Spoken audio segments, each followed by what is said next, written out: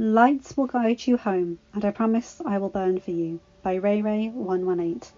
This is the third in the Promise series, Harry's 6th year. Chapter 1. Harry broke off from his defensive attack as a whistle pierced the air. His sparring partner, Neville, also looked towards the door to the training room. Sirius was standing there, watching the two teenagers fight. "Not bad," he commented, smiling softly. "Neville, keep your wand arm up. Harry managed to get in a few hits because you gave him an opening when you dropped your guard." Neville nodded, panting slightly from the exertion of the morning. He and Harry had been going at it non-stop for almost an hour. Sirius turned to his godson. "Harry, Amelia is here, and she'd like to speak with you." Harry nodded and looked over at Neville. "We'll pick this up later, all right?" Neville smirked. "Looking forward to it." Harry returned the smirk and followed Sirius out of the room. Though the dog Animagus had been released from St. Mungo's almost a week ago, he still walked with a bit of a limp, so their journey upstairs was slow. Just a couple of weeks earlier, Harry had been forcibly abducted from Hogwarts when Draco Malfoy, an arrogant toe-rag and all-around prick, had thrown a portkey, or something like it, at him, sending him to the Ministry of Magic. There, Harry and his friends who had followed him to the Ministry were attacked by Death Eaters. Though they fought well, Harry had been relieved to see help come in the form of Dumbledore's Order of the Phoenix. He might have had some issues with the headmaster of Hogwarts, but he wouldn't turn down help when he and his friends needed it so badly. Fortunately, there were few serious injuries. The worst hurt was Sirius, who had to spend some time in St. Mungo's. Harry was relieved that his godfather was not permanently injured, but it had still been a huge scare for him. Even though he still showed signs of the attack in the form of his limp, the healers reassured them that it would fade in time, and he should regain full mobility. After dueling Voldemort himself, Harry had been less than pleased when Dumbledore had portkeyed him back to his office at the school, rather than the infirmary, where he definitely should have gone. There, Dumbledore had proceeded to inform him of the prophecy that Voldemort and the headmaster put so much stock into. Harry would much rather have just gone to the hospital wing. He had gotten some satisfaction, though, when his guardian and head of house, Minerva McGonagall, interrupted their quote-unquote talk and slapped her boss and the leader of the Light across the face. Sirius and Harry arrived at the sitting room, drawing Harry from his thoughts. Amelia waited for them on the sofa, but she stood immediately as they entered, kissing her fiancé before focusing on Harry. "Thank you for coming so quickly," she smiled. "I'm afraid I don't have a whole lot of time, but I want to keep you updated on the situation with the fight at the Ministry." They all sat down before Amelia continued. "As I'm sure you're aware, all of the Death Eaters you captured have been arrested. Those who had escaped Azkaban have been sent back. We'll be holding trials for the others within the next month, as we complete our investigation." Harry and Sirius nodded. Amelia smiled tightly. "I must thank you, Harry, for dealing with Mr. Malfoy for me. I've been trying to lessen his influence for nearly a year now." "What will happen to him?" Harry asked, shifting in his seat. Amelia shrugged with one shoulder. "They will all be undoubtedly convicted and sent to life in Azkaban. Those who have it will be stripped of their lordship status." Harry nodded. It was no less than they deserved. Amelia sighed. "It has not been an easy few months," she admitted. "Fudge had a lot of fingers in a lot of pies, and I'm still trying to clean house. Things are getting better, slowly." "Have you questioned them all yet?" Harry asked. Amelia nodded. "Unfortunately, taking bribes and furthering his own agenda at the expense of the greater wizarding world, while horrendous and distasteful, is not strictly illegal. I couldn't charge him with anything, but I promise you he'll have a hard time finding work in Britain." Sirius looked pleased with that, though he did wish it were possible to arrest the former minister. Fudge had negatively impacted the wizarding world for so long, and it would be a while before they could fully recover from everything that idiot had done. Amelia smiled wanly. "I'm trying to reverse several laws Fudge pushed through, which, while hopefully making things better, but it's not easy. I'm fighting an uphill battle. More than one, actually, with Voldemort moving out into the open like he has." Harry winced. Since the attack at the ministry, the prophet had attributed several deaths to the megalomaniac. Amelia sighed again. I've also had Kingsley investigate Malfoy Jr.'s involvement. I know Dumbledore won't do anything, but quite frankly, that's not up to him. And? Harry asked, his voice neutral. He didn't like it that a kid his age could potentially be facing jail time or something like that, but Draco had made his bed. He had chosen his path, and Harry wouldn't lose any sleep over the Slytherin. Amelia shook her head, disgusted at both the teenager's actions and the fact that Dumbledore was unwilling to hold him accountable. As he has completed his OWLs, the DMLE can investigate and, if necessary, prosecute him as an adult. We are still gathering evidence, but at the very least, Mr. Malfoy will be suspended. Most likely he will be expelled, but I don't think we can actually have enough to send him to Azkaban. He didn't take part in any of the fighting, but we will bring our investigation to the Board of Governors, and they will undoubtedly choose to take action, especially since Augusta is on the board. Harry nodded. With Malfoy gone, perhaps they could all breathe a little easier at school. With the formation of the DA, a lot of the animosity between Slytherin and the other houses had all but disappeared, but Malfoy had been one of the ones to keep it going, instigating conflicts and encouraging his fellow holdouts to make things difficult for their classmates. Amelia smiled tightly. I'll keep you updated, and let you know when a decision is made. Thanks, Harry replied. He bit his lip, hesitating, before he asked his next question. What's going on with Percy? He hasn't contacted his family since their falling out, and I know Fudge had promoted him. Amelia shook her head slightly. I've redistributed many of Fudge's personal hires. Most of them displayed attitudes adverse to a cohesive government. She rubbed her hand across her face. Percy is a bright young man, but he needs to learn to think for himself and stop trusting those in power. He should have realised something was wrong when he got promoted so soon after having to answer questions about whom he was reporting, when it was clearly not Barty Crouch. I've moved him to the Department of Magical Transportation for now. We'll see if he actually learns anything. I will reassess at a later date, should Percy show himself to be improving. Harry nodded, knowing that Amelia's course was the best one for everyone, especially Percy. She would give him a chance to prove himself, to earn his place at the ministry. After a few moments of silence, Amelia stood up. I need to get back to work, but I'll see you tonight. She gave Sirius a kiss before stepping through the flue. Sirius and Harry headed back to the training room, where they spent the rest of the afternoon practicing their defence work. Line break. Summer continued to pass in a similar vein. Blaine, Luna, and Daphne became regulars in the defence training, and Fred and George stopped by when they could. They were in the process of setting up their new joke shop, and were quite busy getting everything ready for their opening, which would hopefully be in the first week of August, just in time for the back-to-school rush. Cedric spent the first couple of weeks of summer with Harry and his friends, but all too soon his new job started, and his time was severely restricted. He did, however, come by every Saturday morning with Blaze, Daphne, and Luna for the Animagus practice.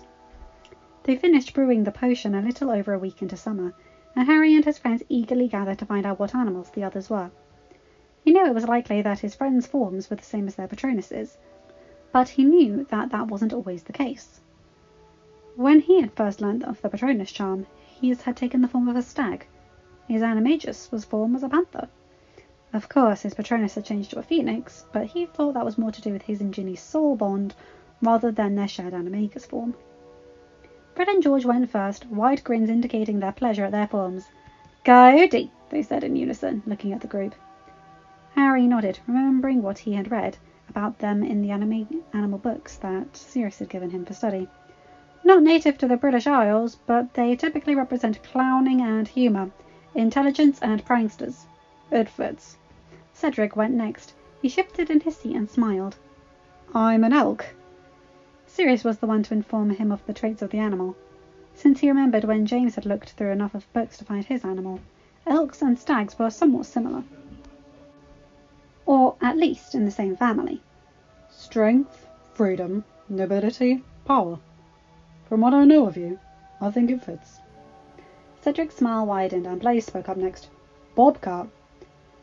Sirius tilted his head. Vigilance, the ability to see through masks. It's a good animal. Blaze nodded, pleased with the assessment. Daphne leaned forward. I am a fox. Sirius smiled. Cunning, intelligence, ability to observe unseen, protection. Daphne returned the smile, though it was slightly more guarded. Falcon! Luna's voice was just as mysterious as it usually was, but her smile was genuine and pleased. Sirius turned his grin to her. Falcons have a mythological role of soul healing and accompanying a soul back to the soul world. They are believed to represent astral travelling and healing.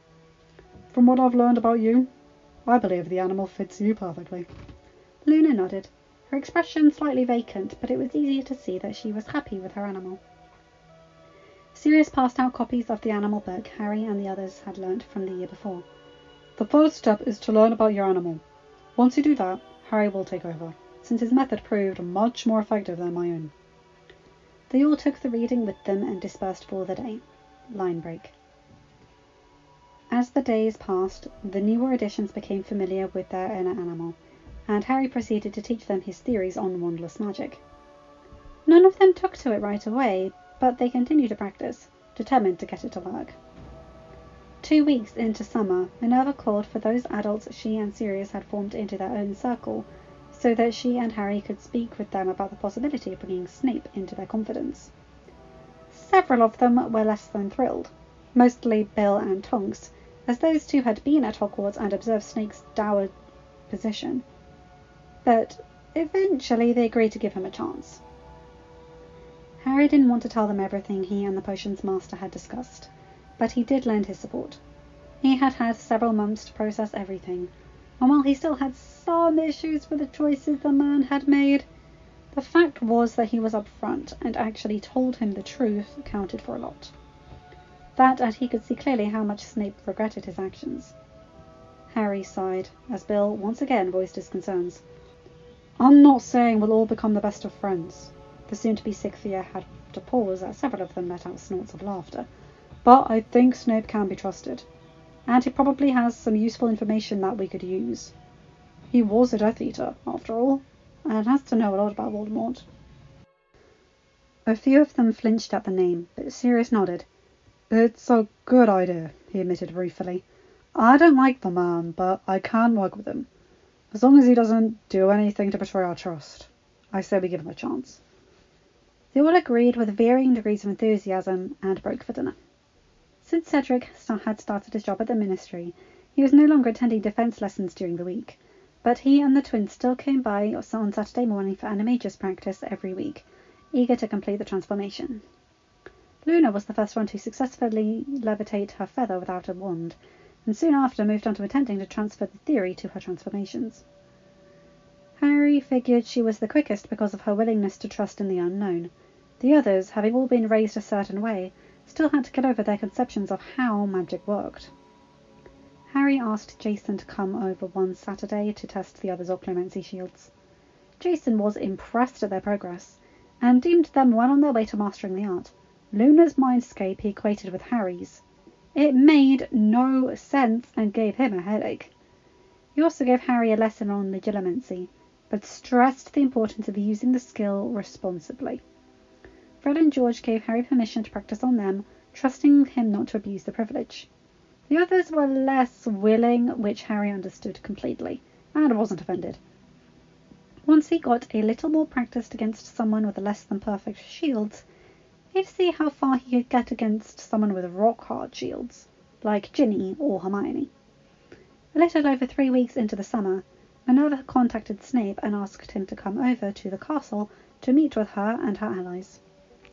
Uncertain but willing, Severus agreed, and promised to be there. Line break. Snape stepped out of the flue promptly on time, and nodded at Minerva, who was waiting for him. She replied in kind, stepping forward. Severus, thank you for coming. Most of the others are here already, so let's join them.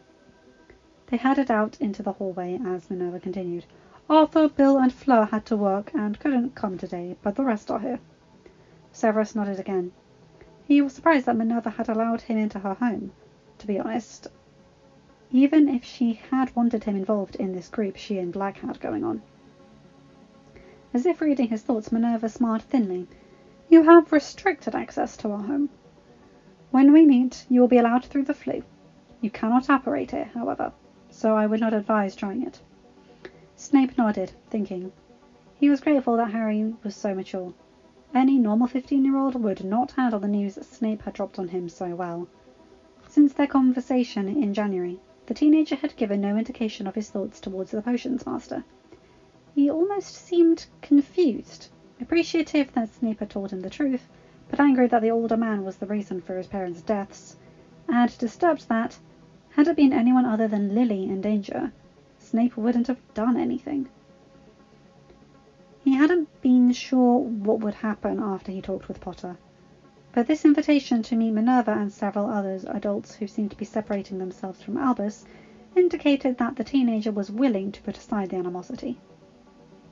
Minerva opened her mouth to say something, but she was cut off before she could speak, as Harry rushed out onto the landing on the second floor, seeing the potions master. "Professor!" he called. "I'm glad you're here." Ron came up to him and stared. "Mate, are you sure you're all right?" Snape glared at the Weasley boy, but Harry paid him no mind as he hurried down the stairs. "I have something I'd like you to look at, if you're willing. I've gone over it 1,000 times, and I think it's right, but I'm sure you'll find a bunch of mistakes." Snape rolled his eyes. "It can't be summer homework, Potter, as you don't have any, and I'm busy." Harry looked at him beseechingly, his bright green eyes pleading silently, and was so much like Lily's that Snape could do little more than stare. Harry took the professor's silence as acquiescence and grinned. He shifted the books in his arms around, one of the titles becoming readable. Minerva lifted one eyebrow. "I was not aware you had a copy of Mosty Potency Potions in your possession, Harry." Harry looked up, blushing as he realized just how many people were in the entry now, watching him. In addition to his friends, Ron, Hermione, Ginny, Neville, and Susan, Minerva, Sirius, Remus, Amelia, Kingsley, Molly, Augusta, and all 3 Tonkses were also there. He shrugged with one shoulder, looking at his guardian.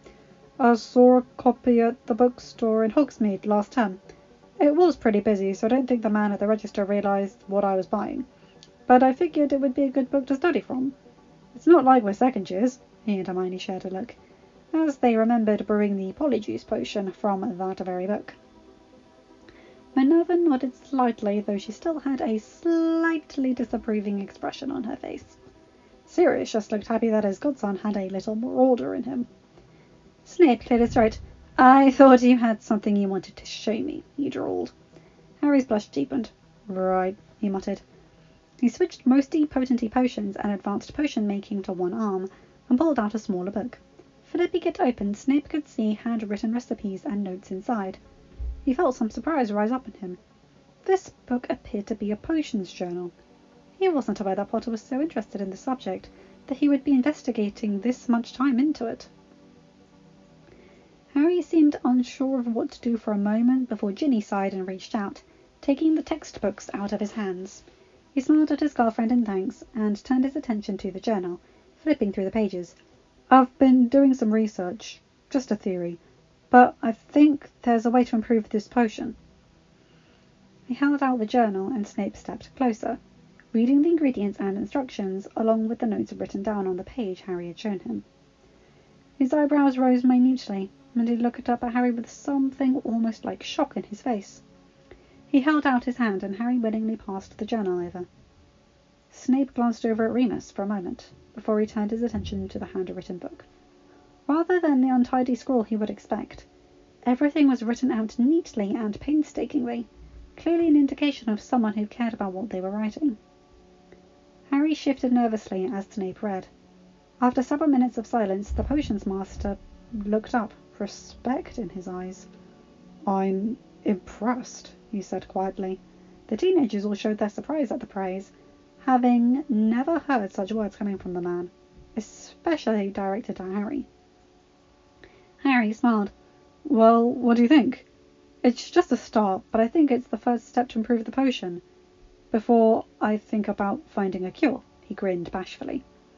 Snape had to force himself to hold in a snort.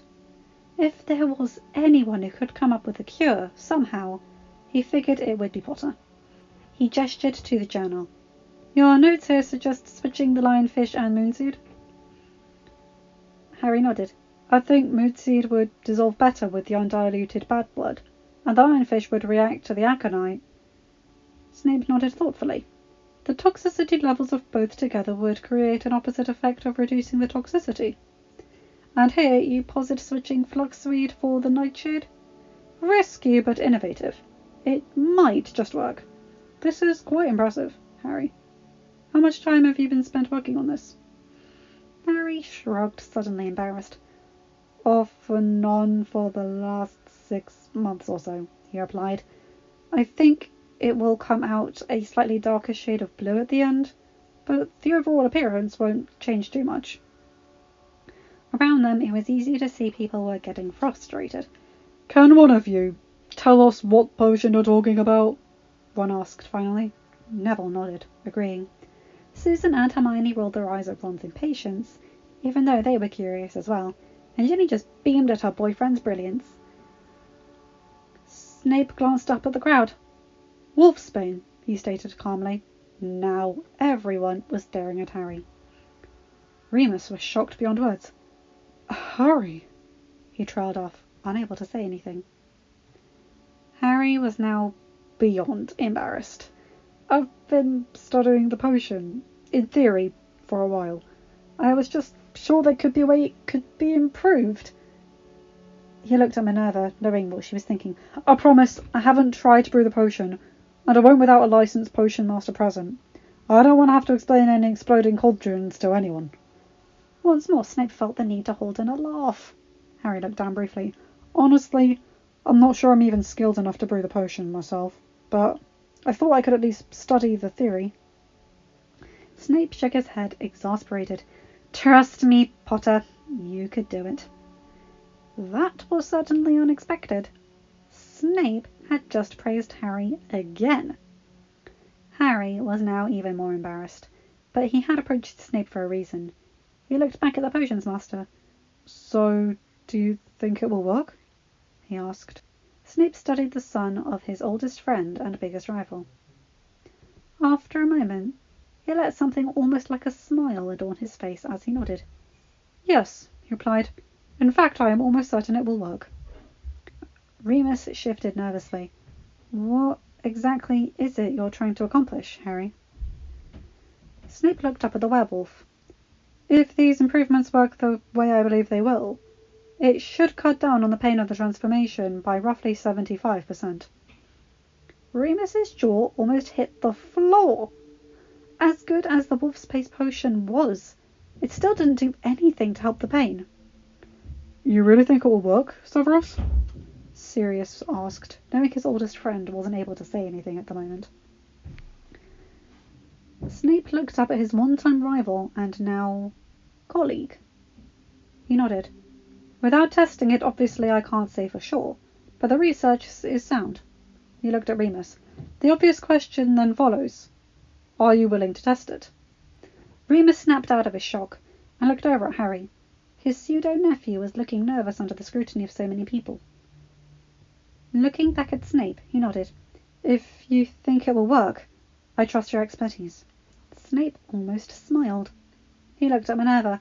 I trust you have an adequate potions laboratory. She nodded. I can have a house elf. Snape shook his head, looking at Harry as he cut her off. Potter can show me the way. Come on, Potter. He gestured for Harry to lead him towards what was presumably the way to the basement and potions lab. Let's see how adept you are at the Wolfsbane potion. Harry grinned and took his books back from Ginny with a peck on the cheek before he quickly hurried after Snape. Minerva shook her head, smiling slightly. It looked as if they would need to catch Snape up later. There were just over 2 weeks left until the full moon. As the potion took a week to make and needed to be taken for a week before the full moon, they had just enough time to brew the potion for Remus. Remus was still staring where Snape and Harry had disappeared.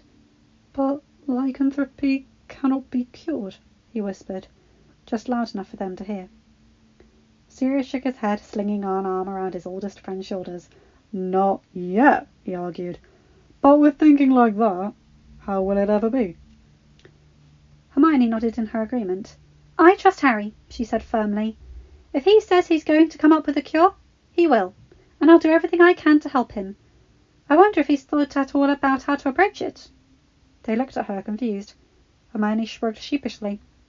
Even after 5 years of being corrupted, she was still the same bookish girl at heart. And she loved a good challenge. How to approach what? They all turned to see Harry walk back towards them. He answered their unasked question with a small smile. I've got one more journal I need to fetch. Hermione's eyes gleamed with the idea of learning something new. Can I watch you and Professor Snape? She asked eagerly. Harry nodded, chuckling slightly at her characteristic attitude, and Hermione followed him upstairs to grab the journal he had gone to fetch, before they returned to the potions lab. Once there, Hermione was put to use slicing up ingredients, while Snape and Harry set up their stations, still talking about the improvements. It wasn't until over an hour later when Hermione was able to ask Harry about his ideas for potential cures.